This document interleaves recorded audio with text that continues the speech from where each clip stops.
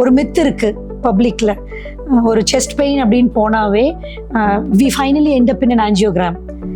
Is it necessary really அப்படிங்கிற ஒரு question பொதுவாக மக்கள் கிட்ட இருக்கு. What is your take on that? ஹார்ட்ல ப்ராப்ளம் இருக்குன்னு சொல்றது எனக்கு ரொம்ப ரொம்ப ஈஸி, ஆனா இல்லைன்னு சொல்றது ரொம்ப ரொம்ப கஷ்டம். எப்பயுமே வந்து பேசிக்கா புரிஞ்சுக்க வேண்டியதுதான் இசிஜி, எக்கோ, பிளட் டெஸ்ட், இது 3 பாசிட்டிவ்னா ஆஞ்சியோகிராம். உங்கள்கிட்ட இந்த டயபிட்டிஸ்லேருந்து எனக்கு நிறைய ஹார்ட் பேஷண்ட் வருது. ஹார்ட் பேஷண்ட் இருக்கும் கண்டுபிடிக்கிற பார்த்தா நிறைய பேருக்கு சக்கரை இருக்குன்னு கண்டுபிடிக்கிறோம். இப்போ 2 பேருக்கும் ஒரே டார்கெட் தான், அவங்க ஹெல்த்தியா இருக்கும், 100 வயசு நல்லா 100 வயசு நல்லா இருக்கும். ஸோ அவங்க வந்து வராம தடுக்கிறதுக்கு காமன் மேனுக்கு ஏதாவது அட்வைஸ் இருக்கா, இல்லை வந்தவங்களுக்கு திரும்பி வராம இருக்கிறதுக்கு ஏதாவது அட்வைஸ் இருக்கா அவங்க side? Fruits is a must. 3 to 5 servings of fruits per day. அது இப்போ விற்கிற விலையில 3 to 5 டைம்ஸ் சாப்பிட்டாங்கன்னா வேற ஜாமான் வாங்குறதுக்கு இருக்காது காசு. சீசனல் ஃப்ரூட்ஸ் வாங்குங்க. வாழைப்பழம் எவ்வளவு விலையா இருப்போது, சக்கரைக்கும் தாராளமா வாழைப்பழம் சாப்பிடலாம். வாழைப்பழம் சாப்பிடக்கூடாது அப்படிங்கறதெல்லாம் மித்ஸ். இப்போ சுகர் இருக்கிறவங்க எல்லாத்துக்குமே ஹார்ட் ப்ராப்ளம் வரும்னு நம்ம பயப்பட வேண்டாம். பட் அதே நேரத்துல வணக்கம், நான் doctor Gowri, consultant diabetologist, Kauvery hospital work பண்ணுறேன். இப்போ இருக்கிற காலகட்டத்தில் மக்களுக்கு அதிகம் பாதிக்கப்படுற நோய் அப்படின்னு பார்த்தா ஒன்று சுகர், இன்னொன்று ஹார்ட் ப்ராப்ளம். இந்த ரெண்டும் சேர்ந்தா இன்னும் டேஞ்சர் ஜாஸ்தி. ஸோ அதை குறித்து ஒரு விழிப்புணர்வுக்காக தான் ஆஸ் அ டயபெட்டாலஜிஸ்ட் நானும், as a cardiologist doctor Aravind Kumar, interventional cardiologist, heart city 2 பேரும் சேர்ந்து ஒரு சின்ன கலந்துரையாடல் பண்ண போகிறோம். பார்க்கலாமா? Hello sir, good morning. வணக்கம், நல்லா இருக்கீங்களா? நல்லா இருக்கேன். நீங்கள் எப்படி இருக்கீங்க? Super, very good. இன்னைக்கு வந்து சுகர் பற்றியும் ஹார்ட்டை பற்றியும் ஒரு சின்ன ஒரு டயலாக். ஆஸ் அ டயபெட்டாலஜிஸ்ட் எனக்கு ஒரு கேள்வி என்ன அப்படின்னா, எவ்வளோ டயபெட்டிக் பேஷண்ட்ஸ் பார்க்குறேன், நிறைய பேருக்கு ஹார்ட் ப்ராப்ளம் வந்துடுது. மற்ற கிட்னி, காலில் வரக்கூடிய புண்ணு, நிறைய விஷயங்கள் சுகர் தலையிலேருந்து கால் வரைக்கும் நிறைய பாதிக்குது. பட் ஸ்டில் ஹார்ட் ப்ராப்ளம்ங்கிறதா வந்து ஒரு பெரிய ஒரு இஷ்யூவாக இருக்குது டயபெட்டிக் பேஷண்ட்ஸில். அதுக்கு என்ன காரணம்னு நீங்கள் நினைக்கிறீங்க from a cardiologist point of view? Sugar இருக்கவங்களுக்கு எல்லாத்துக்குமே இரத்த குழாயோட நாளங்கள், இரத்த நாளங்களில் இருக்கக்கூடிய தசைகளை உள்ள எண்டோத்தீலியம்னு சொல்லுவோம், அதோட வேலை செய்கிற தன்மையை சர்க்கரை வந்து பாதிக்கும். ஸோ அதனால் ஹார்ட் மட்டும் கிடையாது, மூளைக்கு போகிற இரத்த குழாய், கிட்னிக்கு போகிற இரத்த குழாய், ஹார்ட்டுக்கு போகிற இரத்த குழாய், கண்ணுக்கு போகிற இரத்த குழாய், 4மே பாதிப்புகள் வரும். இரத்த குழாய் வியாதி தான் பேசிக்கலி. அது வந்து ஜீன்ஸ் வந்து முடிவு பண்ணுறது, அதாவது ஜெனட்டிக்காக வந்து பரம்பரையில் வந்து. இப்போ சுகர் இருக்கிறவங்க எல்லாத்துக்குமே ஹார்ட் ப்ராப்ளம் வரும்னு நம்ம பயப்பட வேண்டாம். பட் அதே நேரத்தில் ஜீன்ஸ் வந்து முடிவு பண்ணுறது தான் நிறைய விஷயங்கள். இப்போ நம்ம தமிழ்நாடு, கேரளா, அந்த மாதிரி தென் இந்திய மாநிலங்களில் பார்த்தா பெரும்பாலும் ஹார்ட் பாதித்த ஜீன்ஸ் தான் இருக்கு. ஸோ அதனால தான் மற்ற வியாதியோட ஹார்ட் வியாதி பெருசாக தெரியுது. சர்க்கரைனால இரத்த குழாய் பாதிப்புகள் இருக்கலாம், ஆனால் ஹார்ட் வியாதி நிறையா இருக்குது. ஜீன்ஸ் முடிவு பண்ணனால ஹார்ட் வியாதி நிறையா இருக்கு. ஸோ அதனால தான் சர்க்கரையும் ஹார்ட்டும் கலந்துருக்கப்ப ஒரு டேஞ்சரஸ் காம்பினேஷன் ஆகுது. ஸோ ஆல்ரெடி ஜெனட்டிக்லி சசெப்டபிளாக இருக்கும்போது அது கூட அவங்களோட லைஃப் ஸ்டைலும் மாறிச்சு அப்படின்னா இன்னும் தாக்கம் ஜாஸ்தியாக இருக்கும். ஆமாம், லைஃப் ஸ்டைல் மாறுறப்ப நம்ம இப்போ இருக்கக்கூடிய கரண்ட் சினாரியோல லைஃப் ஸ்டைல் மாறுதல் நிறைய இன்ஃப்ளூயன்ஸ் பண்ணுது. ஆக்சுவலாக அதனால தான் இப்போ டயபெட்டாலஜிஸ்ட் நாங்கள் என்ன பண்ணுறோம் அப்படின்னா, வெறும் மாத்திரை மருந்துகளை மட்டும் கான்சன்ட்ரேட் பண்ணாமல் அவங்களோட லைஃப் ஸ்டைலை மாடிஃபை பண்ணுறது தான் ஃபர்ஸ்ட் ஸ்டெப் இன் டயபெட்டிஸ் மேனேஜ்மெண்ட்டாக இப்போ ரீசெண்டாக வர ஆரம்பிச்சிருச்சு. சரி, நீங்கள் மாத்திரை எடுக்கிறீங்க, ஓகே, பட் அதை விட முக்கியம் உங்களோட டயட்டு, உங்களோட எக்ஸசைஸ், ரொம்ப முக்கியமாக ஸ்லீப் வந்து அடிக்குவேட்டாக 7 to 8 hours இருக்கிறது அவசியம் இல்லைங்களா? ஸோ எங்களுக்கு சுகர் கண்ட்ரோல் வேணும்னா எங்களுக்கு இது எல்லாமே இருக்கும். உங்களுக்கு ஹார்ட் கண்ட்ரோல் இருக்கணும் அப்படின்னா நீங்கள் என்னென்ன லைஃப் ஸ்டைலில் வந்து அட்வைஸ் பண்ணுவீங்க? இது எல்லாத்துக்கும் நீங்கள் சொன்னது எல்லாமே எல்லாத்துக்கும் பொருந்துடும், எல்லா வியாதிக்கும் பொருந்துரு தான். ஹார்ட் அட்டாக்கு இல்லை, சர்க்கரைக்குன்னு கிடையாது, ஒரு ஸ்ட்ரோக் வந்தாலோ கிட்னி வந்தாலும் எல்லாத்துக்கும் ஒன்று தான். லைஃப் ஸ்டைலுங்கிறது வந்து காமனான விஷயம்தான், அதை மெயின்டைன் பண்ணுறது ரொம்ப ரொம்ப அவசியம். இப்போ நம்ம ஹார்ட்டுக்கு நாங்கள் ப்ரிடாமினென்ட்லி நான் லைஃப் ஸ்டைல் அட்வைஸ் பண்ணுறதுங்கன்னா மாத்திரை மருந்து எக்ஸசைஸுங்கிற தாண்டி நம்ம ஓவராலாக ஹெல்த்தியாக இருக்கிறது தான் நாங்கள் அட்வைஸ் பண்ணுறோம். ஸோ ப்ரிவென்ஷன் தான் முக்கியமான விஷயம். நம்ம வந்து ஒரு டிபி வியாதியை நம்ம வந்து எராடிகேட் பண்ணணும் அப்படின்னு பேசுகிறோம், அதாவது உலகத்தை விட்டே வெளியே தள்ளணும். போலியோவை வெளியே தள்ளிட்டோம் கிட்டத்தட்ட. ஸோ அப்படின்னா அதனால் முடியறத ஏன் சர்க்கரை வியாதியோ இல்லாட்டி ஒரு ப்ரெஷரையோ இல்லாட்டி ஒரு ஹார்ட் அட்டாக் வெளியே தள்ள முடியாது அப்படின்னா கண்டிப்பாக நம்ம முயற்சி பண்ணலை, தள்ளலை, அவ்வளோதான். முயற்சி பண்ணால் தள்ள முடியும். அப்போ வந்து லைஃப் ஸ்டைல் தான் அதுக்கு முக்கியம், மாத்திரை மருந்து கிடையாது. ஸோ லைஃப் ஸ்டைல் மாடிஃபை, இது எல்லாமே லைஃப் ஸ்டைல் டிசீஸ் தான். இது வர்றதை வந்து கண்டிப்பாக வராமல் தடுக்கவும் முடியும், இல்லை வர்றதை தள்ளி போடவும் முடியும். 30 வயசுல வரணும்னு தலையில் எழுதியிருந்தா அதை நம்மளோட முயற்சியால் 50 வயசுக்கு தள்ளி போடலாம். 50 வயசுல இருக்கணும்னு நினைக்க 70 வயசு தள்ளி போடலாம். இதுதான் லைஃப் ஸ்டைலோட முக்கியமான விஷயம். எஸ், நீங்கள் இப்போ இதை சொல்லும் போது வாட் ஐ ஃபீல் இஸ், இப்போது டயபெட்டிஸ் பேஷண்ட்ஸ்க்கு ஓரளவுக்கு அவேர்னஸ் வந்துருச்சு. நீங்கள் பார்த்தீங்கன்னா நான் ப்ராக்டிஸ் பண்ண ஆரம்பிக்கிறதுக்கு முன்னாடி ஒரு 10-15 இயர்ஸ் முன்னாடி டயபெட்டிஸ் பற்றி அவ்வளோ தெரியாமல் இருந்தவங்கலாம் கூட இப்போ இப்படி தான் இருக்கணும், இப்படி இருந்துட்டா நல்லது அப்படிங்கிற ஒரு விழிப்புணர்வு நிறைய மக்கள்கிட்ட வந்துருச்சு. But there is an entity call prediabetes. Diabetes வர்றதுக்கு முன்னாடி ஒரு இருக்கு இல்லைங்களா, அதுவும் ப்ராப்ளம் உள்ள ஒரு ஃபீல்டு தான். பட் அதை பற்றின ஒரு அவேர்னஸ் நிறைய பேர்த்துக்கு இல்லை. As a cardiologist what will you say regarding pre diabetes, டயபெட்டிஸ்க்கு முந்தின ஸ்டேஜ் அப்படின்னு ஒன்று இருக்குதுங்களா? டயபெட்டிஸ் இந்த ப்ரீ டயபெட்டிஸ்ங்கிறது வந்து அந்த ஒரு பார்டர் லைனில் நீங்கள் இந்த HbA1c நீங்கள் சொல்கிறதோட பார்டர் லைனில் இருக்கக்கூடிய ஆட்களுக்கெல்லாம் வந்து சர்க்கரை மாத்திரை போடணுங்கிற அவசியம் இருக்காது. ஆனால் அதே நேரத்தில் சர்க்கரையோட பாதிப்புகள் உடம்புல இருக்கும். ஸோ அந்த சர்க்கரை பாதிப்புகள் உடம்புல ஆரம்பிச்சதுனாலே அது வந்து இரத்த குழாயை தாக்க ஆரம்பிச்சிடும்.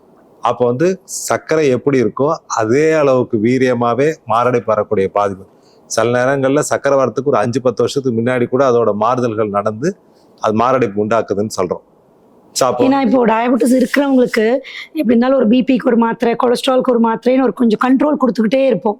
பட் அந்த டயபெட்டிஸ்க்கு முந்தின ஸ்டேஜில் இருக்கிறவங்க அதை பற்றி கண்டுக்கவே மாட்டாங்க. இப்போ டைரெக்டாக தே லேண்ட் அப் இன் பிகர் ப்ராப்ளம். அதான் டயபெட்டிஸ் இல்லாமல் ப்ரீ டயபெட்டிஸ் ஸ்டேஜில் நம்ம கண்டுபிடிக்கணும் அப்படின்னா ஹெல்த் செக்அப்ஸ் மட்டும்தான் அதுக்கு ஆன்சர் ஆகும். ஏன்னா மற்ற இப்போ யார் அதெல்லாம் ஹெல்த் செக்அப் பண்ணி கண்டுபிடிக்கலாம்னா ப்ரிடாமினன்ட்லி ஒரு பரம்பரையில் அம்மா அப்பாவுக்கு சர்க்கரை இருக்குது அப்படின்னா நம்ம அடுத்த ஜென்ரேஷனுக்கும் உஷாராக பார்த்துக்கிறது எப்பயுமே நல்லது. ஸோ அவங்க வந்து ஒரு இப்போ நான் என் பேஷண்ட்டோட இதெல்லாம் ரிலேட்டிவ்ஸ்லாம் கேட்குறப்ப என்ன பண்ணுவீங்க, என்னை பசங்களுக்கு எப்போ பார்க்கணும்னு கேட்டால் காலேஜ் போகிறப்ப 18 வயசில் ஒரு ஹெல்த் செக்அப் பண்ணிவிட்டு அனுப்பிச்சி விடுங்கன்னு சொல்லுவேன். ஏன்னா அப்பயே வந்து அவங்களுக்கு வந்து ஒரு சர்க்கரை இருக்கா கொலஸ்ட்ரால் இருக்கான்னு ஒரு அவேர்னஸ் கிரியேட் பண்ணி அவங்களுக்கு ஒரு லைஃப் ஸ்டைல் நம்ம கொடுக்கலாம். ஸோ எப்போ அவங்க கரெக்டாக வராங்கன்னா அந்த காலேஜ் போகிறப்ப ஃப்ரெண்ட்ஸோட சேர்றது அவங்களோட லைஃப் ஸ்டைல். இப்போ இருக்கிற விழிப்புணர்வு ப்ரோக்ராம்ஸ் எல்லாம் பார்த்தீங்கன்னா நம்ம பெரியவங்களுக்காக தான் டார்கெட் பண்ணுறாங்க. But my point of view என்னென்னா ஸ்கூல்ல இருந்தே காலேஜ்ல இருந்தே, ஏன்னா அப்போ தான் அந்த லைஃப் ஸ்டைல் மாறுது. ஸோ அப்போவே நம்ம வந்து நிறைய விழிப்புணர்வு கொடுத்தோம் அப்படின்னா மேபி ஃபியூச்சர் ஜென்ரேஷனுக்கு ஹையர் இன்சிடென்ஸ் ஆஃப் டயபெட்டிஸோ கார்டியக் ப்ராப்ளமோ வராமல், எனி ப்ராப்ளம் எந்த ப்ராப்ளமும் வராமல் இருக்கக்கூடிய வாய்ப்புகள் எப்பவுமே எஜுகேட் பண்ணுறது தான். சில சின்ன சின்ன பேசிக் விஷயங்கள் தான். அந்த லைஃப் ஸ்டைலில் வந்து காலத்தின் கட்டாயத்தினால நம்ம வந்து வேலை செய்கிறது வந்து நைட்டு வேலை செய்கிற சூழ்நிலையில் சாஃப்ட்வேரில் வந்து ஒருத்தர் இங்கேருந்து ஒர்க் பண்ணுறப்ப நைட்டு முடிச்சு வேலை செய்கிறாங்க. இப்போ நிறைய இடத்துல வந்து நைட் ஷிஃப்ட்டுங்கிற ஒரு என்டிட்டி கண்டிப்பாக இருக்கும். அது அவாய்ட் பண்ண முடியாது. ஒரு எசென்ஷியல் சர்வீஸை நைட் ஷிஃப்ட் அவாய்ட், பட் மற்றவங்களாம் நைட் ஷிஃப்ட் அவாய்ட் பண்ணிக்கிறது எப்பயுமே நல்லது. ஸோ அது வந்து முக்கியம். நான் சிம்பிளாக சொல்லணும்னா சூரியனே வந்து 6 மணிக்கு தூங்க போனதுனால தான் கோடிக்கணக்கான வருஷம் இருந்துகிட்டே இருக்கு. ஓகே, நம்ம அப்புறம் இருந்து பார்த்தோம். நம்மளும் 6 மணிக்கு மேலே ரெஸ்ட் எடுத்து கொஞ்சம் வேலையை குறைச்சிட்டு 10 மணிக்கு தூங்கினா காலைல 6 மணிக்கு சூரியன் எழுந்திரிச்சாதான் கரெக்டான பேட்டர்னாக இருக்கும். ஸோ இதுதான் லைஃப் ஸ்டைலோட முக்கியமான முதல் மாற்றமாக இருக்கும். ஸோ அந்த மாற்றத்தை நம்ம ஏற்படுத்தினாலே இருக்கும். ஸ்கூலில் இருக்கக்கூடிய லைஃப் ஸ்டைல் என்ன இருக்கோ அதுதான் எப்பயுமே இருக்கும். ஸ்கூலில் எப்படி காலைல 8 மணிக்கு சாப்பிட்டு ஸ்கூலுக்கு போனோம், மதியானம் 1 மணிக்கு சாப்பிட்டோம், சாயங்காலம் 7 மணிக்கு சாப்பிட்டோம் அப்படிங்கிற லைஃப் ஸ்டைலை மாற்றினாலே அடுத்த ஸ்டெப் டு சக்ஸஸ் தான். ஸோ இது வராமல் இருக்கணும். ப்ரீ டயபெட்டிஸ்லேருந்து நம்ம எப்படி ஹார்ட் அட்டாக் தடுக்கிறது, இல்லை ஹார்ட் அட்டாக் வராமல் தடுக்கிறதுக்கு உண்டான முதல் ஸ்டெப்பே இதுதான். ஸோ இது ரெண்டும் இருந்தாலே நம்ம அப்நார்மல் வெயிட் கெயின் இருக்காது. வெயிட் கெயின் இருந்ததுன்னா நமக்கு கூடயே வந்து சர்க்கரை ப்ரெஷர்லாம் வரப்போ ஹார்ட் அட்டாக் கூட வரும். ஸோ இதுதான் பேசிக்காக நம்ம எசென்ஷியலாக நம்ம பண்ணக்கூடிய விஷயங்கள் தடுக்கிறதுக்கு உண்டான விஷயம். இப்போ நீங்கள் ஹார்ட் வந்து சர்க்கரை ரெண்டுமே நிறையா இருக்குது அப்படிங்கிறது பேசணும். இப்போ உங்கள் ப்ராக்டிஸில் நீங்கள் கிட்டத்தட்ட ஒரு 15-20 வருஷம் காவேரியிலே இருக்கீங்க.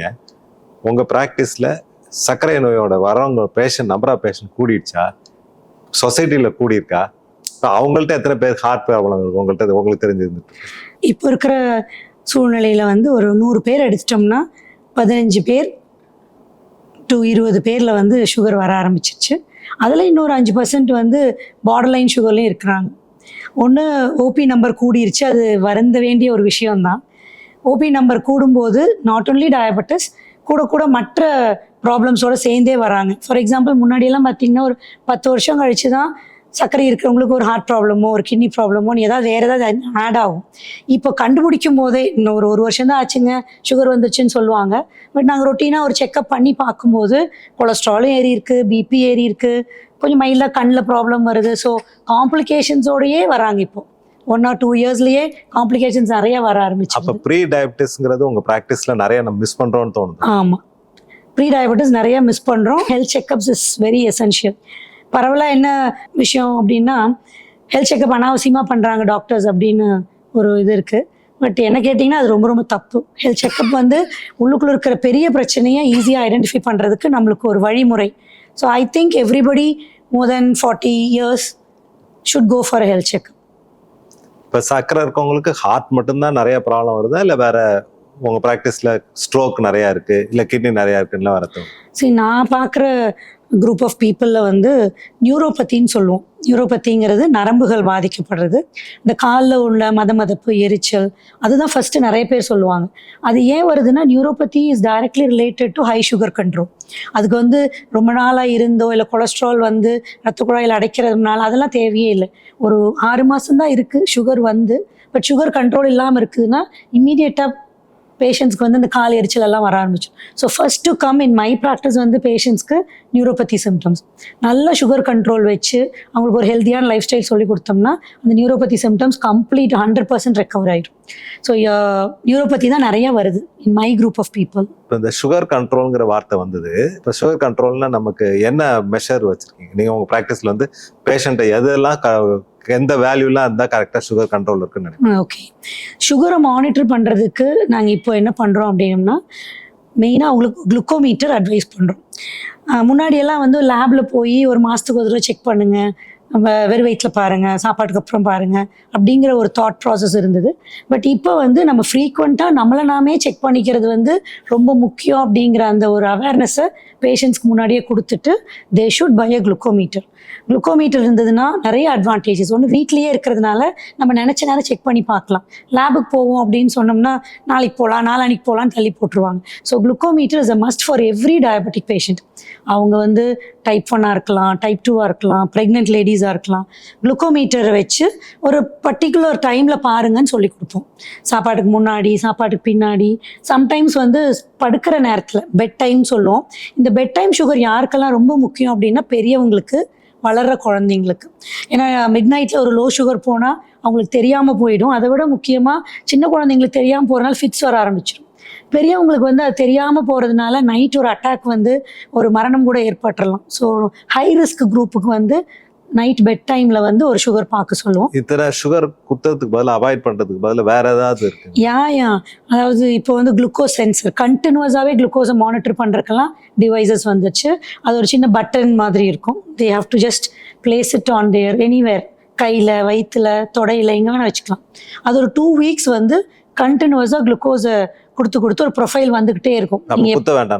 நம்ம குத்தவே வேண்டாம், ஜஸ்ட் ஒரு சென்சாரை வச்சு அதை ரீட் பண்ணால் போதும். முன்னாடி வந்து அண்ட் முன்னாடி வந்து சென்சார்னு ஒரு டிவைஸ் இருந்தது. இப்போ வந்து அந்த ஆப் இருக்கிற ஒரு ஃபோன் இருந்தது அப்படின்னா நம்ம தாராளமாக அதை பண்ணிக்கலாம். அது ரொம்ப ரொம்ப ஹெல்ப்ஃபுல்லாக இருக்குது. இப்போ நிறைய பேஷண்ட்ஸ் அதை ஃபாலோ பண்ண ஆரம்பிச்சிட்டாங்க. அந்த நம்ம குத்தி பார்க்குற குளுக்கோஸ்க்கு இதுக்கும் ஒரே மாதிரி இருக்கா? கொஞ்சம் வித்தியாசம், ஒரு மோரலஸ் ஒரு 15 to 20 வித்தியாசம் இருக்கும். குத்தி பார்க்குறது வந்து நம்ம பிளட்ல பார்க்குறோம். இந்த சென்சார் பார்க்குறது வந்து இன்டர்ஸ்டிஷியல் ஃப்ளூயிட்னு சொல்லுவோம். ஸோ அந்த செல்களுக்கு நடுவில் இருக்கிற நீரில் பார்க்குறது. ஸோ ஒரு 15 to 20 வித்தியாசம் வரலாம். அண்ட் குளுக்கோஸ் சென்சரோட மெயின் அட்வான்டேஜ் என்ன அப்படின்னு பார்த்தீங்கன்னா, it gives glycemic variability. Glycemic வேரியபிலிட்டிங்கிறது வந்து ஒரு சுகர் நீங்கள் 10 மணிக்கு பார்க்குறது 120 இருக்கலாம், 12 மணிக்கு பார்க்குறது 200க்கு போகலாம். ஸோ அந்த அப்ஸ் அண்ட் டவுன்ஸை வந்து அப்படியே ஒரு கோடு போட்டு காமிச்சிடும், கிராஃப் மாதிரி காமிச்சிடும். பட் மற்ற டெஸ்ட்டெல்லாம் வந்து ஒரு பர்டிகுலர் பாயிண்டில் எவ்வளோ இருக்குன்னு மட்டும்தான் தெரியும். இப்போ நாங்கள் முன்னாடியெல்லாம் வந்து இப்போவும் பண்ணுறோம். HbA1c அப்படிங்கிறது வந்து ஒரு 3 months ஆவரேஜ். அது வந்து ஆவரேஜ் மட்டும்தான் காமிக்கும். It does not tell about highs or lows. So HbA1c ட்ராபேக்கே அதுதான். ஸோ HbA1cயும் செஞ்சுட்டு கூட இந்த சென்சாரையும் சேர்ந்து பார்க்கும்போது சுகரை பற்றின ஒரு கம்ப்ளீட் டீட்டெயில் விஷயம் வந்து நம்மளுக்கு தெரியும். So we are now advising இந்த கண்ட்ரோல்ஸ் குளுக்கோஸ் மானிட்டரிங். இப்போ இந்த சுகர் டைட் கண்ட்ரோல், இப்போ நியூரோபதி வந்தால் சுகர் ப்ரொபோர்ஷனேட்டாக இருக்கும். ஹார்ட்டுக்கு பிரெயினுக்குலாம் வந்ததுன்னா டியூரேஷன் ஆஃப் சுகர் இருந்ததுன்னா அப்படின்னு நம்ம சொல்கிறீங்க. இப்போ அந்த டியூரேஷன் ஆஃப் சுகர் வாழ்நாள் பூரா ஒரு 40 வயசில் ஒருத்தருக்கு சுகர் வந்துருச்சு, அடுத்த இன்னும் 40 வருஷம் இருக்குன்னா 40 வருஷமும் அவர் ஸ்வீட்டே சாப்பிடாம எதுவுமே சாப்பிடாம பட்னி கிடந்தா நல்லா இருக்குமா? இல்லை ஒரு மெட்டபாலிசம் 10 வருஷம் நல்லா கண்ட்ரோல் பண்ணிட்டேன், அதுக்கப்புறம் எனக்கு கொஞ்சம் ரிலாக்ஸ்டாக இருந்தால் கூட எனக்கு பழைய கண்ட்ரோலே எனக்கு கை கொடுக்கும் அப்படிங்கிற மாதிரி ஏதாவது See, there is an entity called the metabolic memory, which says that as early as possible, diabetes வந்து you hit hard, you hit fast அப்படிங்கிறத எங்களோட டிக்டமே. ஆரம்பத்திலே நல்லா கண்ட்ரோல் பண்ணுங்க. போனால் போகுதுன்னு சொல்லி தள்ளி போடாமல் நம்ம எவ்வளோ ஏர்லியராக நல்லா கண்ட்ரோல் கொடுக்குறோமோ அதை வந்து நம்ம பாடி மெமரைஸ் பண்ணி உள்ளே வச்சுக்கும். That's a good aspect of metabolic memory. But that doesn't mean after 10 years நம்ம ரிலாக்ஸ் பண்ணிக்கலாம் அப்படிங்கிறதெல்லாம் கிடையாது. ஒரு டைட் கண்ட்ரோல் இருக்கிறது அவசியம்தான். But your meal has to be flexible. நம்ம ஒரு விருந்துக்கு போகிறோம், ஆசையாக சாப்பிட போவோம், அப்போ வி ஷுட் நோ அந்த சமயத்தில் கார்போஹைட்ரேட் எக்ஸ்சேஞ்சுன்னு ஒன்று சொல்லுவோம், இல்லைன்னா கார்ப் கவுண்டிங்னு ஒன்று இருக்குது. நிறைய ஆப்ஸ் வந்துருச்சு இப்போல்லாம், வந்து ஹெல்த் ஆப்ஸ் நிறையா இருக்குது, நிறைய பேஷண்ட்ஸ் ஃபாலோ பண்ண ஆரம்பிச்சிட்டாங்க. அந்த ஆப்பில் வந்து ஆன் அண்ட் ஆஃப் நீங்கள் வந்து இப்போ ஒரு ஃபுட் ஐட்டம் டேபிளில் பார்க்குறீங்க, நீங்கள் அப்படியே ஃபோட்டோ எடுத்து நீங்கள் அந்த ஆப்பில் போட்டிங்க அப்படின்னா அதில் எத்தனை கார்ப் இருக்குது, எத்தனை ப்ரோட்டீன் இருக்குது, இத்தனை கேலரி இருக்குது. சப்போஸ் நீங்கள் இன்சுலின் எடுக்கிறீங்களா, இவ்வளோ இன்சுலின் எடுத்துக்கோங்கலாம் சொல்கிற அளவுக்கு எவ்வளவோ ஆர்டிஃபிஷியல் இன்டெலிஜென்ஸ் டெக்னாலஜி வளர்ந்துருச்சு. ஸோ என்னோட அட்வைஸ் என்னென்னா, பேஷண்ட்ஸ்க்கு நீங்கள் ரொம்ப ஸ்ட்ரிக்டாக இப்படி தான் ஃபாலோ பண்ணணும், ஸ்வீட்ஸே வேண்டாம் அப்படின்லாம் கிடையாது. You try to manage your calories and corps. ஏன்னா கார்போஹைட்ரேட் தான் வந்து சுகரை டிட்டர்மின் பண்ணுது. ஸோ கார்பு வந்து நம்மளோட உணவில் குறைச்சி வச்சுட்டு ப்ரோட்டீன்ஸ் அண்ட் ஃபேட்ஸை நம்ம மாற்றி இது வச்சுக்கலாம். You can lead a happy life with sugar. அது மாதிரி ஹார்ட்டில் ஹாப்பி லைஃப் வாழ முடியுமா? ஒரு ஹார்ட் அட்டாக் வந்த பேஷண்ட்னால வாழலாம். எப்போ வாழ முடியும்னா, ஹார்ட் அட்டாக் வந்திருக்குன்னு அவங்க கண்டுபிடிச்சோடனே முதல் 1 மணி நேரம் 1/2 மணி நேரம் அந்த கோல்டன் ஹவர்னு சொல்லக்கூடிய ஹவரில் வந்துட்டாங்கன்னா ஹார்ட் அட்டாக் வந்த சோடே தெரியாமல் எங்களால் கிளியர் பண்ணி தர முடியும். லேட் ஆக தான் வயலுக்கு தண்ணி போகலன்னா பயிர் காயிற மாதிரி, இருதயத்துக்கு ரத்த ஓட்டம் போகலன்னா அந்த தசைகள் வந்து பழுதாகும், அழுகி போகும், அப்புறம் நம்ம கிடைக்காது.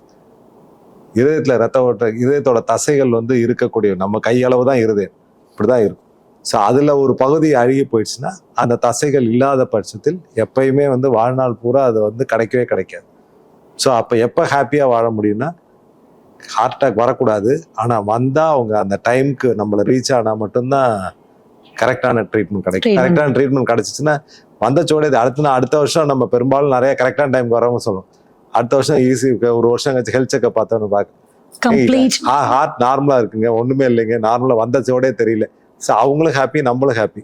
ட்ரீட்மெண்ட்டும் சக்ஸஸ் ஆயிடுச்சு, பேஷண்ட்டும் ஆல்சோ ஹாப்பி. வந்ததே ஒன்றும் இல்லை, மாத்திரை மட்டும் 2 போடுற மாதிரி இருக்கு அப்படின்னு சொல்லி தேர் ஆல்சோ ஹாப்பி. ஸோ இந்த சூழ்நிலை எனக்கு இன்னொரு கொஸ்டின் என்னன்னா, இப்போ உங்களோட எமர்ஜென்சி டிபார்ட்மெண்ட்ல டக்குன்னு ஒரு பேஷண்ட் வர்றாங்க, ஒரு சிவியர் செஸ்ட் பெயினோட வராங்க.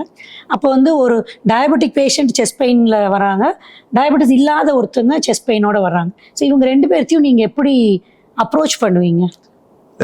ஹார்ட்டுங்கிற ப்ராப்ளம் வந்து காமன் தான். டயபெட்டிஸ் இருந்தாலும் நான் டயபெட்டிக்காக இருந்தாலும் ஒரே அப்ரோச் தான். பட் டயபெட்டிஸில் இருக்கவங்க கொஞ்சம் வித்தியாசம் வரும். ஏன்னா கொஞ்சம் லாங் டியூரேஷனாக இருக்கப்ப சர்க்கரையோட அளவு கண்ட்ரோல் இல்லாமல் இருக்கவங்களுக்கு நரம்பு மறுத்து போன மாதிரி இருந்ததுன்னா வலி உணர்வு கம்மியாக இருக்கலாம். ஸோ நமக்கு வந்து high sense of intelligent approach தான் நமக்கு தேவை. ஸோ அவங்களுக்கு என்ன நரம்பு கம்மியாக இருந்ததுன்னா அவங்களே நம்மளை தேடி வர்றப்ப அவங்களுக்கு ஏதோ ஒரு வித்தியாசமாக உணர்ந்தனால தான் நம்மள்ட்ட வராங்க. ஸோ அவங்கள்ட்ட போயிட்டு நெஞ்சு வலிக்குதா அப்படிங்கிற ஒரு ஃபர்ஸ்ட் கொஸ்டின் நம்ம கேட்டாலும் அவங்க இல்லைன்னு சொன்னாலும் நம்ம வந்து சர்க்கம்ஸ்டன்ஷியல் ஹார்ட் மட்டும் இருந்தால் மாரடைப்பு வந்தால் என்ன இருக்கும், வேக்கலாம், படபடன்னு வரலாம், ஈசியில் மாறுதல் வரலாம், எக்கோவில் மாறுதல் வரலாம், இதெல்லாம் சேர்த்து இணைச்சி தான் நம்ம பார்க்கணும். ஒரு வலி ஒரு குறிக்கோள் வச்சு அந்த வலியோட அளவுகள் இது கம்மியாக இருக்குது, இத்தனை ஸ்கேலில் இருக்குது அப்படின்னு நம்ம பண்ண முடியாது. ஸோ நம்ம எல்லாத்தையும் எல்லாத்துக்கும் ஒரே ட்ரீட்மெண்ட் தான். ட்ரீட்மெண்ட் வைஸ் வித்தியாசப்படாது, டயக்னோசிஸ் தான் கண்டுபிடிக்க கொஞ்சம் கஷ்டமாக இருக்கும். இப்போ சர்க்கரை இல்லாதவங்க வலியோட வர்றப்ப நமக்கு ஈஸியாக ஹார்ட்ல தான் இருக்கு, பிடிச்சிட்டே வராங்கன்னு கண்டுபிடிக்கலாம். சர்க்கரை இருக்கவங்களுக்கு ஒரு மாதிரி இருக்குங்க, கட்டப்பட்ட மாதிரி இருக்குங்க, எரிச்சலா இருக்குங்க, அது மாதிரி இல்லாத சமயத்தில் நம்ம வந்து கொஞ்சம் உஷாரா இருந்து நம்ம மற்றவங்களை பார்க்கறதோட எக்ஸ்ட்ரா கேர் கொடுத்து கொஞ்சம் பார்க்குற மாதிரி இருக்கும். அதே மாதிரி இப்போ நீங்க ஆஞ்சியோபிளாஸ்டி பண்ணி முடிச்சிடுறீங்க, அப்போ அதோட காம்ப்ளிகேஷன்ஸ் வந்து வித்தியாசமா இருக்குமா டயபெட்டிக் பேஷண்ட்ஸ்? கண்டிப்பா. சர்க்கரை கண்ட்ரோல் இல்லாம அளவு அதிகமா இருக்கவங்களுக்கு எப்பயுமே காம்ப்ளிகேஷன். எந்த வியாதியாக இருந்தாலும் ஒரு ஆப்ரேஷன் பண்ணால் புண்ணு ஆறாது, சீல் வந்துடும். அது மாதிரி ஹார்ட்டில் இருந்தாலோ பிரெயினில் இருந்தாலோ எங்கே இருந்தாலும் சர்க்கரை அளவு கண்ட்ரோல் இல்லாமல் இருந்தால் கண்டிப்பாக ப்ராப்ளம். நம்ம 400-500 மேலே இருந்தால் சர்க்கரையே விஷம் மாதிரி உங்களுக்கு தெரியும், டயபெட்டிக் கீட்டோ அசிடோசிஸ் சொல்லுவோம். ஸோ அதை மாதிரி அசிடோசிஸில் இருந்ததுன்னா செல்லுக்கு போகிற ஆக்சிஜனை மாற்றி கூடுதலாக கிடைக்காது, ரொம்ப கம்மியாக கிடைக்கும். அப்போ வந்து எஃபிஷியன்சி வந்து ரொம்ப கம்மியாயிடும். கம்மியாச்சுன்னா பர்ஃபார்மன்ஸ் கம்மியாயிடும். ஹார்ட் ரொம்ப வீக் ஆகிடும், உயிர் காப்பத்து வரக்கூடிய வாய்ப்புகள் நிறையா இருக்கும். ஹார்ட்னால கிட்னி இணைஞ்சு ஃபெயில் ஆகக்கூடிய வாய்ப்புகள் நிறையா இருக்கும். ஸோ எல்லாமே கூடுதலாக தான் இருக்கும். ஸோ அது சர்க்கரை கூடவே இருக்கும். சர்க்கரை இருந்தாலும் கண்ட்ரோலில் இருக்கவங்க ஒன்றும் பண்ணாது. சர்க்கரை ஜாஸ்தியாக இருக்கும், அட்மிஷன் அப்போ சர்க்கரை 400 500 இருந்தாலே நான் எங்களுக்கு ஒரு முதல் எடுத்தோட ஒரு பயத்தோடு தான் பார்ப்போம். ஐயோ இது என்ன ஆகிட போதோ, நம்ம இப்போ ப்ரொசீஜர் சக்ஸஸ் ஆகிடும். அது எங்களுக்கு ஒரு 5 நிமிஷத்து வேலை தான். ஆனால் அந்த பேஷண்ட்டோட சக்ஸஸ் வரப்ப டிலே ஆகும், ஃபெயிலியர் ரேட் வரும், போஸ்ட் ஆபரேட்டிவ் காம்ப்ளிகேஷன்ஸ் நிறையா இருக்கும். அது வித்தியாசம். அவங்களுக்கும் சர்க்கரை இருக்கும், நான் சர்க்கரை இருக்கும், வித்தியாசம் அங்கே தான் இருக்கும் நிறைய. இப்போ நம்ம டயபிட்டிஸ் ரிலேட்டட் காம்ப்ளிகேஷன்லாம் பார்த்தோம். இப்போ நிறைய டைப் 1 டைப் 2லாம் நிறைய சொல்கிறாங்க. எத்தனை டைப் இருக்குது டயபிட்டிஸில்? டயபிட்டிஸில் நிறைய வகைகள் இருக்குது. நிறைய 95% டைப் 2 தான் இருக்கும். நம்மளோட ஜெனட்டிக் மேக்கப்புக்கு டைப் 2 தான் ஜாஸ்தி. ரிமைனிங் அந்த 5%ல் அந்த குட்டியூண்டு ஏரியாவில் நிறைய விதவிதமான டயபிட்டிஸ் இருக்குது. அதில் அடுத்தது டைப் 1. டைப் 1 அப்படிங்கிறது நம்மளோட பேன்க்ரியஸில் சுத்தமாக இன்சுலின் சுரக்கிறது நின்றுடுச்சு அப்படின்னா அது ஆட்டோ இம்யூனால் ஆன்டிபாடிஸ்னால வர்றது. அது பெரும்பாலும் குழந்தைங்களுக்கு வரும் டைப் 1 டயபெட்டிஸ். டைப் 2 பெரும்பாலும் பெரியவங்களுக்கு வர்றது. அதில் பேன்க்ரியஸ்லேருந்து இனஃப் அமௌண்ட் ஆஃப் இன்சுலின் சுரக்கும். ஆனால் அந்த சுரக்கிற இன்சுலின் சரியாக வேலை செய்யாது. அதுதான் இன்சுலின் ரெசிஸ்டன்ஸ்ன்னு சொல்லுவோம். அது உடல் பருமன் இருக்கிறவங்களுக்கு நிறையா வரும். ப்ளஸ் மற்ற ஃபேக்டர்ஸ் இருக்குது இன்சுலின் ரெசிஸ்டன்ஸை கூட்டுறதுக்கு. ஸோ அது டைப் 2ன்னு வரும். அடுத்த ஒரு சின்ன குரூப் என்ன அப்படின்னு பார்த்தீங்கன்னா ஜெஸ்டேஷனல் டயபெட்டிஸ், ப்ரெக்னென்சி டயபெட்டிஸ் சொல்லுவாங்க. பெண்கள் ப்ரெக்னென்ட் ஆன உடனே உள்ளுக்குள்ளே பிளாசென்டல் ஹார்மோன்ஸ்னு இருக்கும். அந்த குழந்தை வளர வளர பிளாசென்டல் ஹார்மோன்ஸ் கூடிக்கிட்டே இருக்கும். இந்த ஹார்மோன்ஸ் என்ன பண்ணுன்னா தேர் ஆல் ஆன்டி இன்சுலினுக்கு அகெயின்ஸ்டாக வேலை செஞ்சு சுகரை கூட்ட ஆரம்பிச்சிடும். அதெல்லாம் ப்ரெக்னென்சி டயபெட்டின்னு சொல்லுவோம். இது பெரும்பாலும் இந்த ப்ரெக்னென்ட் டயபெட்டின்னு சொல்கிறப்ப எனக்கு ஒரு மக்கள் நார்மலாக கேட்க வேண்டிய கேள்வி நான் கேட்குறேன். அவங்களுக்கு இருக்க சந்தேகம், ப்ரெக்னென்சி டைமில் எந்த மாத்திரை கொடுத்தாலும் கெடுதலுங்க, இன்சுலின் போட்டால் கெடுதலுங்க, அதனால மிஸ்கன்செப்ஷன் ஆகும், ஒரு அபார்ஷன் ஆகுது, டயபெட்டிஸ் அக்செப்ட் பண்ணிக்கிறாங்க, ஆனால் ட்ரீட்மெண்ட் அக்செப்ட் பண்ணாமல் ஒரு கேள்வி கேட்குறாங்க. அதுக்கு என்ன? டயபெட்டிஸ் இன் ப்ரெக்னென்சி பொறுத்த வரைக்கும் பெஸ்ட் ட்ரீட்மெண்ட் இன்சுலின் தான். இன்சுலின் தான் ஃபர்ஸ்ட் அண்ட் பெஸ்ட் ட்ரீட்மெண்ட். அதனால் யாரும் பயப்பட வேண்டிய அவசியமே கிடையாது. இன்சுலின் வில் நாட் கிராஸ் த பிளாசென்டா. நம்மளோட குழந்தைக்கு போய் ஒரு இத்தினோடு கூட ரீச் ஆகவே ஆகாது. சுகர் கண்ட்ரோல் இருக்கிறது குழந்தைக்கும் ரொம்ப முக்கியம், அம்மாவுக்கும் ரொம்ப ரொம்ப ரொம்ப ரொம்ப முக்கியம். குழந்தைக்கு என்ன பாதிப்பு வந்துடலாம் அப்படின்னு பார்த்தீங்கன்னா பிக் பேபியாக இருக்கலாம், குழந்தைக்கு ஜாண்டிஸ் வந்துடலாம். டெலிவரிக்கு அப்புறம் திடீர்னு சுகர் லோ ஆகிடும். அம்மா சுகர் ஹையாகவே இருந்தது அப்படின்னா குழந்தை டெலிவரி ஆனதுக்கப்புறம் சிவியர் ஹைப்போகிளைசிமான்னு சொல்லுவோம், சீஷர்ஸ் வர மாதிரி ஆகிடும். ஸோ குழந்தைக்கு ரொம்ப டேஞ்சரு. அம்மாவுக்கு சுகர் இருக்கும்போது பிபி அதிகமாகலாம், சான்ஸ் ஆஃப் சிசேரியன் செக்ஷன் அதிகமாகும், அம்மாவுக்கு யூரின் இன்ஃபெக்ஷன்ஸ் வரலாம், நிறையா இருக்குது. ஸோ சுகரை கண்ட்ரோல் பண்ணுறது ரொம்ப ரொம்ப முக்கியம். அதை ட்ரீட் பண்ணக்குண்டான வைத்திய முறை இன்சுலின் தான், அதில் நோ டவுட். ஸோ இன்சுலின் தயவு செஞ்சு, நான் எல்லா ப்ரெக்னென்ட் லேடிஸ்க்கும் சொல்கிறது, தயவு செஞ்சு இன்சுலின் போட்டுக்கோங்க. So type 1 type 2 pregnancy diabetes இது இல்லாமல் டைரெக்டாக பேன்க்ரியஸ்லேயே ஏதாவது ப்ராப்ளம்ஸ் இருந்துன்னு வைங்களேன். ஃபார் எக்ஸாம்பிள் பேன்க்ரியஸில் ஒரு கேன்சர் வந்துடுது, இல்லை பேன்க்ரியஸில் இன்ஃபெக்ஷன் சொல்லுவோம், இன்ஃப்ளமேஷன், நிறைய ட்ரிங்க்ஸ் எடுக்கிறவங்களுக்கு பேன்க்ரியடைட்டிஸ்னு ஒன்று வந்துடும். ஸோ அதெல்லாம் நாளடைவில் பேன்க்ரியஸ் அப்படியே செதைச்சு இன்சுலின் செக்ரேஷன் சுத்தமாக நிறுத்திடும். அது ஒரு காரணம். நிறைய ஹார்மோனல் இம்பேலன்சஸ்ன்னு சொல்லுவோம், க்ரோத் நிறைய ஹார்மோன்ஸ் இருக்குது. அந்த ஹார்மோன்ஸ் இன்சுலின் ஹார்மோனோட சண்டை போட வச்சு இன்சுலினை குறைக்க ஆரம்பிச்சு. ஸோ அவங்களுக்குலாம் அது ஒரு குரூப் ஆஃப் டயபெட்டிஸ். இது இல்லாமல் முக்கியமாக ட்ரக்ஸ்னால கூட, ட்ரக்ஸ் இந்த சென்ஸ் மாத்திரை மருந்துகள், அதில் ஸ்டீராய்டு ஒரு முக்கியமான ஒரு drug. Steroid is a life saving ட்ரக்னு கூட சொல்லலாம். நம்ம கொரோனா அப்போது ஸ்டீராய்டு தான் நம்மளை நல்லா உயிர் காப்பாத்துச்சு. பட் ஸ்டீராய்டோட ஒரு சின்ன ப்ராப்ளம் சுகரை ரைஸ் பண்ணும். ஸோ ஸ்டீராய்டு ட்ரீட்மெண்ட்டில் இருக்கிற நிறைய பேர் ஃப்ரீக்வெண்ட்டாக சுகரை செக் பண்ணிக்கணும். அது ஒரு ட்ரக்ஸ்ன்னு சொன்னோன்னே இன்னொரு கேள்வி வருது. அதாவது சின்ன வயசுல இருக்கப்ப பெரும்பாலும் வேற கோமார்பின்னு சொல்லுவோம், வேற எதுவுமே டிசீஸ் பெருசா இருக்காது. ஆனா ஒரு 65-70 வயசுல இருக்கவங்களுக்கு வேற நோய்கள் நிறைய இருக்கும், அதுக்கு நிறைய மாத்திரை சாப்பிட்ற மாதிரி இருக்கும். அவங்களுக்கெல்லாம் இதே ட்ரீட்மெண்ட் அப்ரோச்சா, இல்லை வேற டிஃப்ரெண்ட் அப்ரோச்சா, இல்லை சுகர் லெவல் இவ்வளோதான் வச்சுக்கணும் நான் இருக்க, இப்போ அவங்க கொஞ்சம் ரிலாக்ஸ்டாக வச்சுக்கணும்? எஸ், நீங்கள் கேட்ட கேள்வி is a very good one. C, sugar control is not the same from age 40 to age 80. நாங்கள் இதை எப்படி பார்ப்போம் அப்படின்னா, அவங்களோட லாங்கிவிட்டி நிறையா இருக்குது, நல்ல ஹெல்த்தியாக இருக்கிறாங்க, எந்த காம்ப்ளிகேஷன்ஸுமே இல்லை அப்படிங்கும்போது நல்ல ஸ்ட்ரிக்ட் கண்ட்ரோல். HbA1c 6.5, சுகர் நல்லா பக்காவாக கண்ட்ரோல் வைங்க அப்படின்னு சொல்லுவோம். இதே வந்து கொஞ்சம் ஏஜ் ஆகிட்டாங்க, 75+ இருக்காங்க, அவங்களுக்கு ஒரு ஹார்ட் ப்ராப்ளம் இருக்குது, இல்லை வேறு கிட்னி ப்ராப்ளமோ, இல்லை வேறு ஏதாவது என்ன சொல்கிறது, ஒரு கேன்சராக இருக்கலாம், அவங்களுக்கு ஃபுட் இன்டேக் சரியாக இல்லாமல் இருக்கலாம். ஸோ நிறைய கோமார்பிலிட்டி சேரும்போது லோ சுகர் வர்றதுக்கு வாய்ப்பு இருக்குது. அதே மாதிரி ஸ்ட்ரிக்ட் கண்ட்ரோல் வைக்கிறதுனால ஒரு அவ்வளோ பெனிஃபிட்ஸ் இல்லை அப்படிங்கும்போது அவங்களுக்கு ஒரு ரிலாக்ஸ்டு லைஃப் ஸ்டைல். ஸோ அவங்களோட HbA1c ஒரு 7.5 to 8 இருக்கலாம், சுகர் ஒரு 200ல் மெயின்டைன் பண்ணால் போதும். அந்த சமயத்தில் வந்து we want to give them a good quality of life. So அதுதான் முக்கியம்னு பார்ப்போமே ஒழிய நீங்கள் சுகர் ரொம்ப ஸ்ட்ரிக்டாக கண்ட்ரோல் பண்ணுங்க அப்படின்லாம் சொல்ல மாட்டோம். இப்போ சுகர் இருக்கவங்களுக்கு ஸ்ட்ரிக்டாக கண்ட்ரோல், பெரியவங்களை ஆக டோட்டலி டிஃப்ரெண்ட். ஏன்னா அவங்கள அப்ரோச் பண்ணுறது நம்ம சின்னவங்களை அப்ரோச் பண்ண முடியல. அவங்க கேட்குறது வந்து எனக்கு பசி எடுக்கல, சாப்பிட முடியலையம்பாங்க. அவங்களுக்கு ஏதாவது பழங்கள் ஏதாவது அட்வைஸ் பண்ணீங்களா சர்க்கரைக்கு? பெரியவங்களுக்குன்னு இல்லை, சின்னவங்கள்ல இருந்தே வந்து fruits is a must. 3 to 5 servings of fruits per day. அது வந்து இப்போ விற்கிற விலையில 3 to 5 times சாப்பிட்டாங்கன்னா வேற ஜாமான் வாங்குறதுக்கு இருக்காது காசு. பழங்கள் வந்து நம்ம ஊரில் கிடைக்கிற பழங்கள்லாம் வாங்குங்க, ஃப்ரெஷ்ஷாக வாங்குங்க, சீசனல் ஃப்ரூட்ஸ் வாங்குங்க. வாழைப்பழம் எவ்வளோ விலையாக இருப்போகுது? ஒரு ஆப்பிள், 1 கிலோ ஆப்பிளுக்கும் 1 கிலோ வாழைப்பழத்துக்கும் வித்தியாசம் இருக்குது. கொய்யாப்பழம் இருக்குது, நவாப்பழம் இருக்குது, சர்க்கரைக்கும் தாராளமாக வாழைப்பழம் சாப்பிடலாம். வாழைப்பழம் சாப்பிடக்கூடாது அப்படிங்கிறதெல்லாம் மித்ஸ். அதெல்லாம் வந்து வாழைப்பழத்தில் நிறைய பொட்டாசியம் இருக்குது, ஃபைபர் இருக்குது. வாழைப்பழம் அவசியம். நம்ம எப்போ சாப்பிட்றோம், எவ்வளோ சாப்பிட்றோங்கிறது முக்கியம். வாழைப்பழம் சாப்பிட்லான்னு சொல்லிட்டாங்கன்னு ஒரு நாளைக்கு 3 நாள் வாழைப்பழம்லாம் சாப்பிடக்கூடாது. ஸோ ஒரு நாளைக்கு அந்த எவ்வளோ வேணுங்கிறத பொறுத்து, அவங்களோட சுகர் கண்ட்ரோல் பொறுத்து டாக்டர்ஸ்கிட்ட கேட்டுட்டு ஃப்ரூட்ஸ் எடுத்துக்கலாம். பட் ஒரு சின்ன அட்வைஸ் என்னென்னா, ஜென்ரலாக ஃப்ரூட்ஸையும் நம்மளோட மீல்ஸையும் நம்ம கம்பைன் பண்ணக்கூடாது. ஏன்னா மீல்ஸே சுகரை ஏற்றும். அப்போவே ஃப்ரூட்ஸ் எடுத்துக்கிறத விட ஃப்ரூட்ஸை வந்து ஸ்நாக்ஸாக நடுப்பட்ட நேரங்களில் சாப்பிட்லாம். ஒரு ஆஃப்டர்நூன் ஒரு 11 o'clock ஈவினிங் டைமு. ஸோ நடுவில் சுகர் டவுன் ஆகிற மாதிரி இருக்கிற சமயத்தில் நம்ம இந்த ஃப்ரூட்ஸை சாப்பிடும்போது அந்த சமயத்தில் ஒரு பிஸ்கட்டு, ஒரு கேக்கு அப்படி சாப்பிடாம ஹெல்த்தியாக நட்ஸு, சீட்ஸில் பார்த்தீங்கன்னா சியா சீட்ஸ் இருக்குது, பம்கின் சீட்ஸ், இதெல்லாம் ப்ரோட்டீன் கண்டென்ட்டும் இருக்கும், ஃபைபரும் இருக்கும். நிறையா சீட்ஸ் எடுத்துக்கலாம். ப்ளஸ் பாதாம் ரொம்ப நல்லது. ஏன்னா அதோட glycaemic index is very very low. நீங்கள் ஒரு 20 பாதாம் எடுத்தால் கூட உங்களுக்கு சுகர் அவ்வளோ ஏறாது. இதே 4 பிஸ்கட் சாப்பிட்டீங்கன்னா ஏறிடும். ஸோ பாதாம் இஸ் அ குட் ஸ்நாக்ஸ். பசிக்குதுன்னு சொல்லிட்டு பிஸ்கட் சாப்பிடக்கூடாது. Biscuit avoid பண்ணிடலாமே.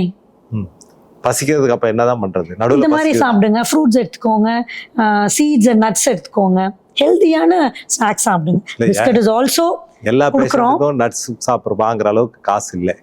அப்போ வந்து நம்ம ஒரு கொய்யாப்பழம் சாப்பிடலாம், வெள்ளரி பிஞ்சு சாப்பிடலாம், அப்படின்னு எளிமையாக அது மாதிரி சாப்பிடலாமா? வெள்ளரி பிஞ்சு, கொய்யாப்பழம், பிஸ்கட், சுகர் ஃப்ரீ பிஸ்கட்ஸ் எடுத்துக்கோங்க, சுகர் இல்லாமல் பார்த்துக்கோங்க. சுகர் ஃப்ரீ பிஸ்கட்னா அதுக்கு உண்டான டேஸ்ட்டுக்கு ஏதாவது போடுவாங்க, அதெல்லாம் சைடு எஃபெக்ட் இருக்குமா? My point of view, all packaged items have preservatives. So your biscuits also come in that packaged items. So don't please take packaged foods. ஃப்ரெஷ்ஷாக கிடைக்கிறத சாப்பிடுங்க. இல்லை, நான் என் பேஷண்ட்டை சொல்கிறது இப்படி தான். பிஸ்கட், பேக்கரி ஐட்டம், ஸ்வீட் சாப்பிடாதீங்க. ரொம்ப சிம்பிளாக தான் இருக்கும். இப்போ அந்த காய்களில் நான் என் பேஷண்ட்டுக்கு சொல்கிறேன், ஹார்ட்டுக்கு உண்டானது. ஏன்னா எனக்கு வந்து எல்லாத்துக்கும் பொது தான், கார்போஹைட்ரேட் குறைக்கணும்னு நம்ம சொல்கிறோம். அந்த எப்படி அவங்களுக்கு புரிய வைக்கணுங்கிறதுக்கு வந்து நான் என் தட்டை மாற்றுன்னு சொல்லுவேன். அதாவது தட்டை திருப்பி வச்சுக்கணும். நம்ம ரீச்சில் இருக்கிறது வந்து காயும், நமக்கு ரீச் இல்லாத இடத்துல தூரத்தில் இருக்கிறது ரைஸும் இருக்கணும். இப்போ நம்ம எப்பயும் ரைஸை பக்கத்துலையும் காயை தூரத்துலையும் வச்சுக்குவோம். அதனால காய் கம்மியாக தான் எடுத்து சாப்பிடுவோம், ரைஸை நிறைய சாப்பிடுவோம். ஸோ தட்டை மாற்றுங்கன்னு சொல்லுவோம். தட்டை மாற்றுங்கன்னா காயை பக்கத்தில் வந்து காய் ஃபஸ்ட்டு சாப்பிட்டு தொட்டுக்கிறதுக்கு சாதத்தை சாப்பிடுங்க. ஸோ அது வந்து சின்ன சின்ன கான்செப்சுவல் சேஞ்ச் தான். பட் ஆனால் அது makes a lot of difference. Yes. See, world health ஆர்கனைசேஷனோட ஃபுட் பிளேட் மெத்தட்னு ஒன்று இருக்குது. இப்போ எங்கள் ஓபிலெலாம் கூட அதை வச்சுருக்கிறோம். நம்ம என்ன தான் சொல்லி கொடுக்குறத விட ஒரு பிக்சராக நம்ம மக்கள் காமிச்சோம் அப்படின்னா அது நல்லா மனசில் பதியும் அந்த டயக்ராமை பார்க்கும்போது. So we have a plate in our OPD. அந்த பிளேட்டை வந்து 4ஆக பிரிச்சிரும், 25. ஸோ ஒரு குவார்ட்டரில் தான் அந்த ரைஸ் பேஸ்ட் ஐட்டம் இருக்கும். இன்னொரு குவார்ட்டர் வந்து ப்ரோட்டீன்ஸ், நம்ம முட்டை எடுத்துக்கலாம், சுண்டல் எடுத்துக்கலாம். இன்னொரு குவார்ட்டரில் வந்து வெஜிடபிள்ஸ் அண்ட் ஃப்ரூட்ஸ். ரிமைனிங் குவார்ட்டரில் தான் அந்த curd, oil items, nuts and seeds. இப்போ அந்த ப்ரோட்டீன்னு சொல்லி முட்டை எடுத்துக்கலாம், சுண்டல் எடுத்துக்கலாம். இப்போ நான் வெஜிடேரியன் பேஷண்ட் என்ற கேட்குறப்ப ரொம்ப சிம்பிளாக தான், நீங்கள் நல்லா ஓடுற கோழி எல்லாத்தையும் ஏதோ கறி மீன்லாம் சாப்பிடுங்க. பட் எந்த கோழியும் ஓடுறதில்ல, இப்போல்லாம் எல்லாம் கூண்டுக்குள்ளே தான் உட்காந்துருக்கு. அதான் இந்த மாதிரி இருக்கிறது நான் ஈஸியாக கொஞ்சம் அட்வைஸ் பண்ணிடுவேன். வெஜிடேரியனுக்கு என்ன ப்ரோட்டீன் கொடுக்குறது? வெஜிடேரியன்லேயும் நல்ல குட் குவாலிட்டி ப்ரோட்டீன் நிறையா இருக்குது. Soya protein is the best protein. பன்னீர்னு ஒன்று இருக்குது, டோஃபுன்னு ஒன்று இருக்குது. இந்த சோயா மில்கில் பண்ணக்கூடிய அந்த சாலிட் க்யூப்ஸ் எல்லாம் வந்து டோஃபு, பன்னீர், சோயா, இதெல்லாமே நல்ல குட் ப்ரோட்டீன் தான். அது போக நம்மளோட சுண்டல் வகையிலால் வந்து நிறைய ஒரு 10-12 சுண்டல் வகைகள் இருக்குது. அதில் ராஜ்மா, காராமணி சுண்டல், பட்டாணி சுண்டல், நிறைய சுண்டல்ல நல்ல ஒரு ஹெல்தி ப்ரோட்டீன் இருக்குது. நெய்யெல்லாம் சாப்பிடலாங்களா? நெய் தாராளமாக சாப்பிடலாம். நெய் has little amount of saturated, as cardiologist you should be knowing. எனக்கு வந்து எங்களுக்குலாம் ஆன்டி ஆக்சிடென்ட் இருக்குன்னு நான் நினைப்போம், அதனால அது சாப்பிடுங்கன்னு சொல்லுவேன். ஒரு one spoon limited quantity of ghee is good. It improves immune system. It is good for gut health. So நெய் is good. அந்த தப்பான கான்செப்ட் இருக்கு நெய் சாப்பிடக்கூடாது அப்படின்ட்டு, பட் நெய் இஸ் ரியலி குட். வேற அந்த வீட்டு பெரியவங்கெல்லாம் வந்து என்கிட்டயே உட்காந்து நம்ம சாப்பாடு சொன்னா இது எனக்கு கொஞ்சம் அட்வைஸ் பண்ணிட்டு தான் போவாங்க. இந்த பூண்டு தட்டி நான் சாப்பிடுவேன், நான் வெங்காயம்லாம் நிறைய சேர்த்துக்குவேன், அதெல்லாம் நம்ம உணவுல ரெகுலரா பண்ணிக்கலாம். சரி, பூண்டு வெங்காயம் எல்லாமே நல்ல விஷயங்கள் தான், பட் அளவுக்கு அதிகமாக போகும்போது அது கேஸ்ட்ரைட்டிஸ் உண்டு பண்ணிடும். சரி, பூண்டு நிறைய பேர் என்ன பண்ணுறாங்க, அப்படியே பச்சையாக தட்டி நான் சாப்பிட்டேன், பாலில் கலந்து சாப்பிட்டேன். பட் பச்சையாக பூண்டை தட்டி சாப்பிட்றத விட பூண்டை வந்து குக் பண்ணிக்கலாம். குக் பண்ணும்போது அதோட அந்த கொரோசிவ்னஸ், அந்த அசிடிட்டி உண்டு பண்ணுறக்கூடிய அந்த தன்மை மாறிடும். ஸோ பச்சையாக பூண்டை சாப்பிடாம பூண்டை குக் பண்ணிட்டு சாப்பிட்லாம், but that too in a limited amount. Heart disease உள்ள பேஷண்ட்ஸ்க்கு முக்கியமான ஒரு டெஸ்ட் ஆஞ்சியோகிராம். இந்த ஆஞ்சியோகிராம் பற்றின நல்ல நல்ல விஷயங்கள் என்ன அதையும் சொல்லுங்கள். ப்ளஸ் அதை பற்றின ஒரு மித்து இருக்குது பப்ளிக்கில். ஒரு செஸ்ட் பெயின் அப்படின்னு போனாவே we finally end up in an angiogram. Is it necessary really அப்படிங்கிற ஒரு கொஸ்டின் பொதுவாக மக்கள்கிட்ட இருக்கு. What is your take on that? இல்லை, அதாவது ஜென்ரலாக ஒரு நெஞ்சு வலின்னு போனால் ஹார்ட்லேருந்து வரலாம், ஹார்ட் இல்லாமல் வரலாம். ஒரு காமன் மேனுக்கு வருது அப்படின்னா பெரும்பாலான நேரத்தில் ஹார்ட் இல்லாத வழியாக தான் இருக்கும். ஸோ ஆனால் இருக்கிறது இல்லைன்னு சொல்கிறது இருக்கிறதுல டெஃபினட்டாக வந்து ரொம்ப ஹார்ட்டில் ப்ராப்ளம் இருக்குதுன்னு சொல்கிறது எனக்கு ரொம்ப ஈஸி. ஆனால் இல்லைன்னு சொல்கிறது ரொம்ப கஷ்டம். ஏன்னா நான் இல்லைன்னு சொல்லி நார்மல்னு சொல்லிட்டு என்னை நம்பி திரும்பி வீட்டுக்கு போயிட்டு 1 மணி நேரம் கழிச்சு மாரடைப்போட வந்தால் எனக்கும் மன வருத்தமாக இருக்கும், அவங்களுக்கு அதோட மன வருத்தமாக இருக்கும். ஸோ அப்போ நான் ஒருத்தருக்கு இல்லைன்னு சொல்கிறதுக்கு முன்னாடி நான் பல தடவை யோசிக்கணும். அதான் முதல் பாயிண்ட்டு. ஏன்னா நம்ம நம்பி வரவங்க திருப்பி நம்பி போகிறப்ப அவரே சொல்லிட்டாரு கரெக்டாக இருக்கும் அப்படின்னு நினச்சிட்டு அவங்க வீட்டுக்கு போயிட்டு திரும்பி வந்ததுன்னா இருக்கும். அப்போ நான் உஷாராக இருக்கும், நான் டயக்னோஸ் கரெக்டாக பண்ணணும். ஸோ ஒரே ஒரு இசிஜி வச்சு நான் கண்டுபிடிக்க முடியுமானா பெரும்பாலான நேரத்தில் கண்டுபிடிக்க முடியும். ஸோ அந்த இசிஜியோட சென்சிட்டிவிட்டி வந்து சொல்லுவோம் 70% சொல்லுவோம். அதாவது இசிஜி வந்து கரெக்டாக சொல்லக்கூடிய தன்மை வந்து 70% தான் இருக்கும். மிச்சம் 30% ஹார்ட் அட்டாக் வந்தாலே இசிஜி கண்டுபிடிக்காது சரியா. ஸோ அதுதான் அந்த லிமிடேஷன் ஆஃப் இன்வெஸ்டிகேஷன். அது நமக்கு தெரியாது. இசிஜி பார்த்தா நார்மல், அப்புறம் ஏன் டாக்டர் சொல்கிறான்னு கேட்பாங்க. ஸோ அது இசிஜிக்கு ஒரு லிமிடேஷன். ஸோ அதனால தான் என்ன பண்ணோம், ஜென்ரலாக இது மாதிரி ரொம்ப டவுட்டாக இருக்குது, பேஷண்டோட சொல்கிறது கரெக்டாக இருக்குது, ஆனால் நம்ம ஈஸி இல்லைன்னா 2வது ஈஸி 1 மணி நேரம் கழிச்சு இருக்கும். இதில் 2 டிஃப்ரென்ஷியேட் பண்ணி பார்த்துட்டு அதில் நிறைய தடவை பார்த்தா டிஃப்ரென்சஸ் இருக்குன்னொடனே ஹார்ட்டில் தான் இருக்குன்னு கண்டுபிடிக்கும். இது இசிஜி இல்லாமல் எக்கோங்கிறத எடுக்கும். ஸோ இசிஜி எடுத்துட்டு நமக்கு தெரியல அப்படின்னா ஒரு அடிஷ்னல் மெசேஜ் எக்கோங்கிறது பண்ணணும். இப்போ எக்கோ பார்த்துட்டு அதுலேயும் எங்களுக்கு கண்டுபிடிக்க முடியலன்னா ஒரு வலி வந்து ஒரு 6 மணி நேரம் கழிச்சு பிளட் டெஸ்ட் ஒன்று பண்ணலாம். ட்ரோபோனின்னு சொல்லியிருக்கு, அந்த பிளட் டெஸ்ட் பண்ணலாம். இது 3 தான் பேசிக் பிளட் டெஸ்ட். இந்த 3மே பாசிட்டிவ். இசியில் மாறுதல் வருது, எக்கோவில் மாறுதல் வருது, பிளட் டெஸ்ட்டில் மாறுதல் வருதுன்னா அது வந்து சிவியரான ப்ராப்ளம். இதுக்கு வந்து ஆஞ்சியோகிராம் வந்து அவசியம். இதில் வந்து மாற்று கருத்தே கிடையாது. இப்போ இசிஜியில் மாறுதல் இருக்குது, பிளட் டெஸ்ட்டில் மாறுதல் இருக்குது, எக்கோவில் வரல. அந்த பிளட் டெஸ்ட்டில் மாறுதல் வந்தாலே ஆஞ்சியோகிராம்ங்கிறது அவசியம். ஸோ 2க்கு அவசியங்கிறது அந்த எந்த மாறுதலும் கிடையாது. ஏன்னா பிளாக் கிரிட்டிக்கலாக இருந்தால் தான் பிளட் டெஸ்ட் வரும். இப்போ பிளட் டெஸ்ட் நெகட்டிவாக இருக்குது, இசிஜியில் மட்டும் கொஞ்சம் மாறுதல் இருக்குது, எக்கோ நார்மலாக இருக்குது. இப்போ தான் நமக்கு டவுட் வரும், பண்ணலாமா வேணாமா. எங்களுக்கு அது வந்து அவசியமாக இருக்கா இல்லையா. இப்போ ஒரு சாதா பேஷண்ட், ஒரு 30 வயசுல ஒரு லேடி வந்து ஈஸியில் மாறுதல் வருது, இது மாதிரி இருக்குன்னா ஒன்றும் இல்லைங்க, தட்டி கொடுத்து ஒன்றும் கிடையாது, பயப்படாதீங்க, அந்த மாறுதல் உங்கள் வயசுக்கு சில ஹார்மோன் மாறுதல்னால வரும், வீட்டுக்கு அனுப்பிச்சிடலாம். இதே ஒரு 60 வயசுல ஒரு சக்கரை 10 வருஷம் இருக்கவங்களுக்கு ஈஸி மாறுதல் வந்துன்னா அனுப்ப முடியாது. ஏன்னா அந்த மாறுதல் வந்து ஒரு பெரிய மாரடைப்போட முன்னோடியாக இருக்கலாம். கடவுள் உங்களை வந்து அதுக்கு முன்னாடி கொண்டு வந்து எங்களுக்கு சேர்த்துருக்காரு. ஆஞ்சியோகிராம்ங்கிறது ஒரு பயப்படக்கூடிய டெஸ்ட் இல்ல. அதை நம்ம சூஸ் பண்றது, செலக்ட் பண்றதே வந்து நான் எதுக்கு நம்ம சொல்லுவோம், அதை செலக்ட் பண்றதே வந்து இந்த பர்டிகுலர் சினாரியோல தான் செலக்ட் பண்றோம். நீங்கள் எல்லா இடத்துக்கும் பண்ணதே கிடையாது. ஸோ அப்போ நம்ம ஸ்க்ரீன் பண்ணுற பார்த்தா பெரும்பாலானவங்க ஆஞ்சியோகிராம் இல்லாதவங்க தான் இருப்பாங்க நம்ம ஓபியில். ஆஞ்சியோகிராம் வேணுங்கிறவங்க ஒரு 10% 20% தான் இருக்கும் அதிகபட்சம் போனாலே. இது அந்த செலெக்ஷன் கிரைட்டீரியாவே தான். எப்பயுமே வந்து பேசிக்காக புரிஞ்சுக்க வேண்டியதுதான் இசிஜி, எக்கோ, பிளட் டெஸ்ட், இது 3 பாசிட்டிவ்னா ஆஞ்சியோகிராம். இந்த ஆஞ்சியோகிராம்லேயே வந்து சிடி ஆஞ்சியோகிராம்னு இப்போ நிறைய வருது அண்ட் கன்வென்ஷனல் ஆஞ்சியோகிராம். இல்லை அது டவுட்டாக இருக்கும் அவங்களுக்கு. ஒரு 40 வயசு 45 வயசு இப்போ வெளிநாட்டில் வேலை பார்க்குறாருன்னு வருவாங்க, துபாயில் வேலை பார்க்குறாருங்க. இப்போ வந்து நெஞ்சு வலிக்கிற மாதிரி இருக்குது, அவர் தனியாக இருக்காரு, எனக்கு என்ன பண்ணணும்னு தெரியல. அவருக்கு சர்க்கரை இருக்காது, ப்ரெஷர் இருக்காது, ஆனால் தனியாக இருக்குங்கிற ஒரு பயம், இந்த வலி இருக்கிறது வந்து ஒரு மாரடைப்பு வந்துருமோன்னு பயம். அவருக்கு 2 நான் ப்ரூவ் பண்ணணும். ஒன்று வந்து அவருக்கு நோய் இல்லைன்னு ப்ரூவ் பண்ணணும், அவருக்கு அங்கே போய் வேலை செய்யறதுக்கு உண்டான தைரியத்தை கொடுக்கும். அப்போ நான் வாய் வழியாக சொல்லி தட்டி கொடுத்தா நம்ம என்ன கடவுளா? யாரும் எல்லாம் சரிங்க தட்டி கொடுத்தோன்னா வேற ஆஸ்பத்திரி போயிட்டு வேற டெஸ்ட் பண்ணி பார்ப்பாங்க, அவ்வளோதான். ஸோ அப்போ வந்து அவருக்கு வந்து தெளிவடைகிறதுக்கு உண்டான வழின்னா இப்போ தான் அந்த சிடி ஆஞ்சியோகிராம். ஸோ அப்போல்லாம் என்ன பண்ண, சிடி ஆஞ்சியோகிராம் பண்ணால் சிடி ஆஞ்சியோகிராம் பண்ணியாச்சு, உங்களுக்கு பிளாக் இல்லை, நல்லா இருக்கு, நீங்கள் தைரியமாக போகலாம், இத்தனை நாள் நீங்கள் பயந்துட்டு தான் இருக்கீங்க, பயப்படாத போங்க, தனிமையில் இருக்கனால, ஃபேமிலி விட்டு இருக்கனால வரக்கூடிய பயம் அப்படின்னு சொல்லி சிம்பிளாக சொல்றதுக்கு உண்டான டெஸ்ட் தான் CT angiogram. So in that case can we tell it as நம்ம ப்ராப்ளம் இருக்காது அப்படிங்கிற ஒரு அவங்களுக்கு சூழ்நிலையில சிடி ஆஞ்சியோகிராம் ப்ராப்ளம் வந்து டவுட்டா தான் இருக்குமா இருக்காதாங்கிற கொஸ்டினுக்கு வந்து சிடி ஆஞ்சியோகிராம் ஆன்சர். உங்களுக்கே தெளிவா தெரியுது பேக்ரவுண்ட்ல ப்ராப்ளம் இருக்குன்னு இருக்குன்னா you go for a conventional angiogram. ஏன்னா கன்வென்ஷனல் ரெசல்யூஷன் சொல்லுவோம், அது வந்து நிறைய உள்ளுக்குள்ள இருக்கக்கூடிய சிதர் எடுத்து நம்ம காமிக்கும். சிடி ஆஞ்சியோகிராம் அவ்வளோ ரெசல்யூஷன் பார்த்து அவ்வளோ தூரம் நம்ம பண்ற ஆஞ்சியோகிராம் அளவுக்கு அதோட எஃபிஷியன்சி கிடையாது. ஸோ அதனால நம்ம இருக்குன்னு தெரிஞ்சுன்னா ஆஞ்சியோகிராம் தான். ஒரு சந்தேகத்துக்கு இருக்கவங்களுக்கு ஸ்க்ரீன் பண்றதுக்கு சிடி ஆஞ்சியோகிராம். இப்போ ஆஞ்சியோகிராம் பத்தி நம்ம சொன்னோம்.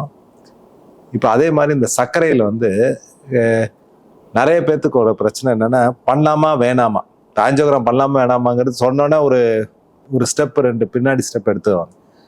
ஏன்னா அது ஒரு இன்வெஸ்டிகேஷன், அட்மிஷன். இப்போ அதை மாதிரி நிறைய பேர்த்தோட மனநிலை வந்து மாத்திரை சாப்பிட்றதுலாம் இருக்கும். இப்போ எங்கள் பேஷண்ட்லாம் பார்த்தா ப்ரெஷர்னு சொல்கிற வரைக்கும் கண்டுபிடிக்கிறது தலைவலின்னு வருவாங்க. ஆனால் ப்ரெஷருக்கு மாத்திரை சாப்பிட மாட்டாங்க. ஒரு வாரம் சாப்பிடுவாங்க, அதுக்கப்புறம் வந்து மாத்திரை போட்டால் நான் மாத்திரை வாழ்நாள் பூரா போடணும், அதனால எதுக்கு மாத்திரை, அதனால விட்டுட்டேம்பாங்க. ஒரு 5 வருஷம் கழிச்சு பார்த்தா கிட்னி ஃபெயிலியரோட வருவாங்க. ஏன்னா ப்ரெஷரோட தாக்கம் வந்து உடம்புல கொஞ்சம் கொஞ்சமாக வந்து நமக்கே தெரியும், சைலண்ட் கில்லர்னு பேர், நமக்கே தெரியாம கொஞ்சம் கொஞ்சமாக வந்து அது மாதிரி சர்க்கரைக்கும் அப்படிதான் இருக்கும். நம்ம ஊர்ல எல்லாருமே மாத்திரை சாப்பிட்னா ஒரு பயத்தோட இருப்பாங்க.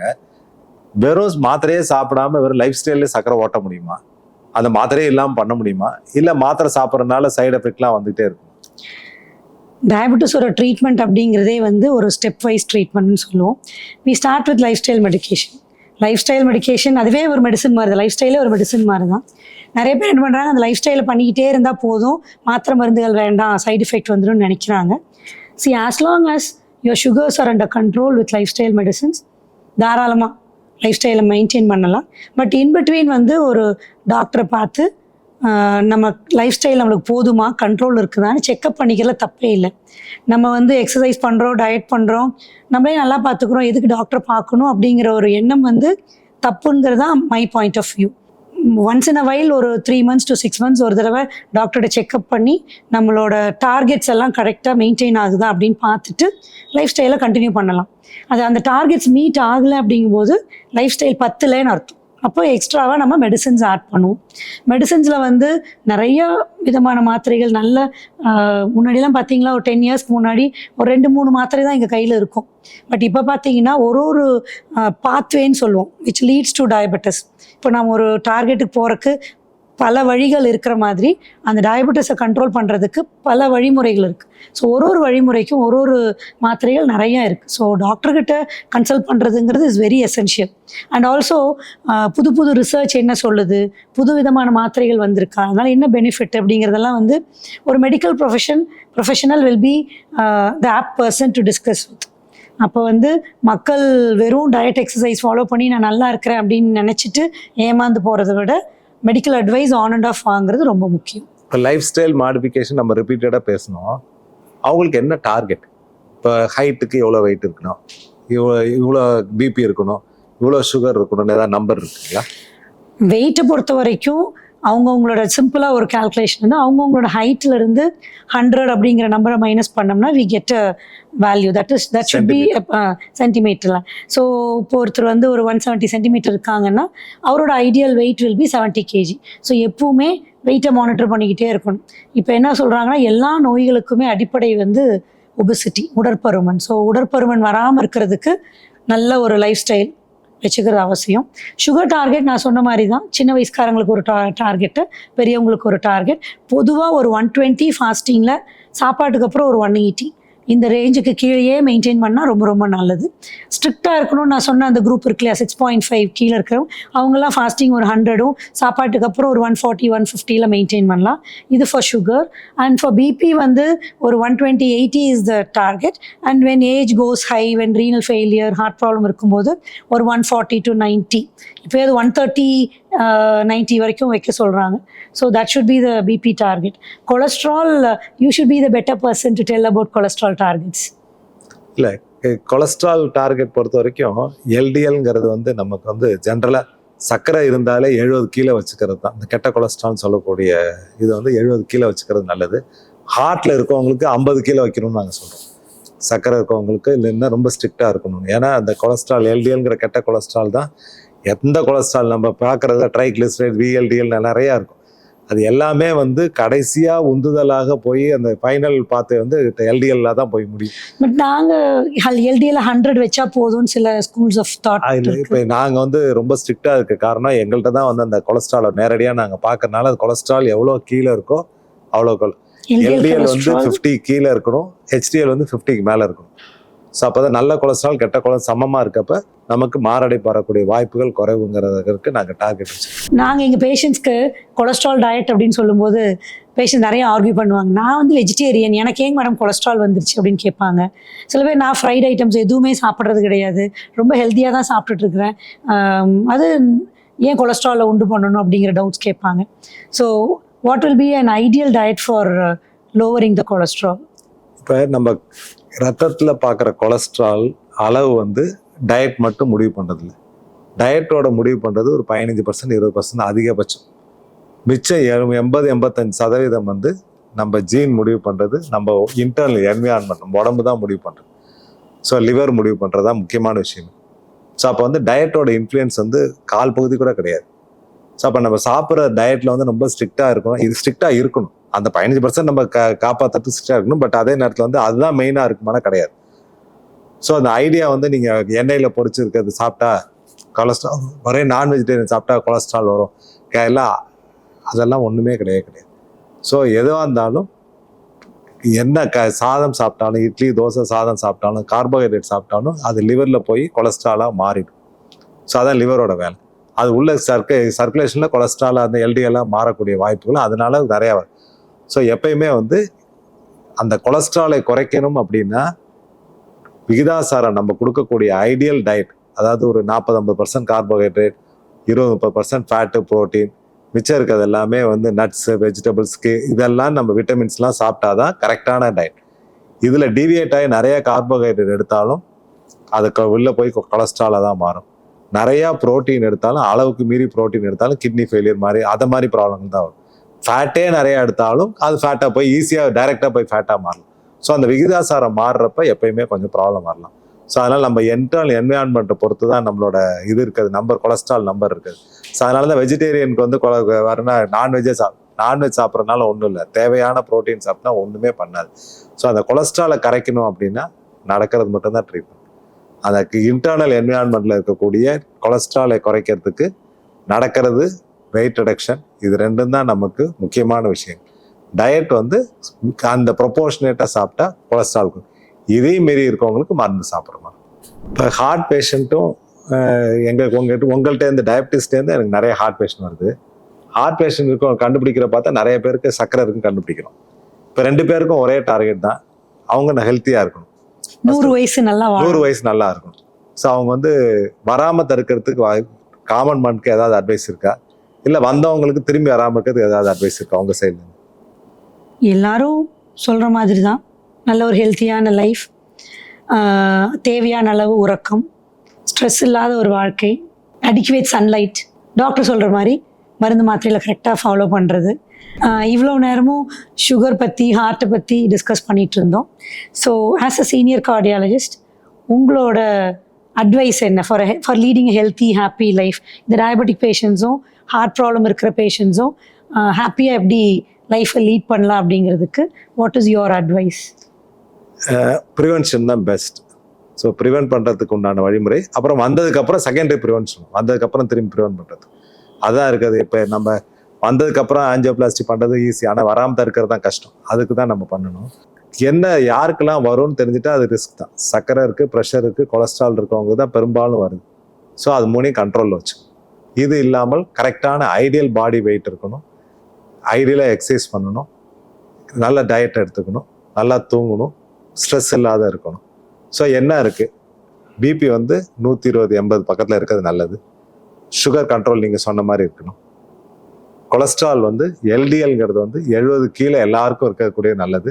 சர்க்கரை இருக்கவங்களுக்கு கிட்டத்தட்ட ஹார்ட் அட்டாக் இருக்கவங்களுக்கு 50 கீழே இருக்கிறது நல்லது. ஹெச்டிஎல் நல்ல கொலஸ்ட்ரால் வந்து 40-50 மேலே இருக்கிறது நல்லது. ஹைட்டு எத்தனை சென்டிமீட்டர் இருக்கோ அதுலேருந்து 100 சென்டிமீட்டர் கழிச்சிட்டு இருக்கிறது, அந்த ஹைட் இருக்கிறது நல்லது. ஜென்ஸ் எல்லாம் 34 சைஸ்க்கு மேலே பேண்ட்டு போட்டால் அது வந்து கெடுதல். அதுலேருந்து உள்ளக்கூடிய வயிற்றில் இருக்கக்கூடிய கொலஸ்ட்ரால் ஃபேக்ட்ரி மாதிரி ஒரு ஹார்மோன் உற்பத்தி பண்ணி நிறையா வரும். ஸோ அந்த 34 சைஸ்க்கு மேலே பேண்ட் இருக்கவங்கலாம் கொஞ்சம் கவனமாக இருக்கிறது நல்லது. ப்ரிவென்ஷனுக்கு அது முக்கியமான விஷயம், அதை குறைச்சிக்கிறது எப்பயுமே நல்லது. இப்போ நம்ம ரொம்ப நேரம் வந்து லைஃப் ஸ்டைல் பற்றி பேசணும், ப்ரிவென்ஷன் பற்றி பேசணும், வந்தால் எப்படி இருக்குங்கிறத பேசணும். பட் எல்லாத்துக்கும் நம்ம அட்வைஸ் பண்ணாலும் ப்ரிடாமினன்ட்லி ப்ரைமரிலி நம்ம வந்து நம்மளை ஃபஸ்ட்டு எல்லாரும் நம்மளை பாதுகாத்துக்கணும், மற்றவங்களுக்கு நம்ம அட்வைஸ் பண்ண மாதிரி நம்மளுக்கு முன்னுதாரணமாக இருக்கணும். இது நீங்கள் நிறைய எனக்கு நல்ல விஷயங்கள் நிறைய உங்கள் டாக்லேருந்து கற்றுக்கிட்டேன். ரொம்ப நன்றி இது கலந்துரையாடலுக்கு. தேங்க்யூ. Thank you sir.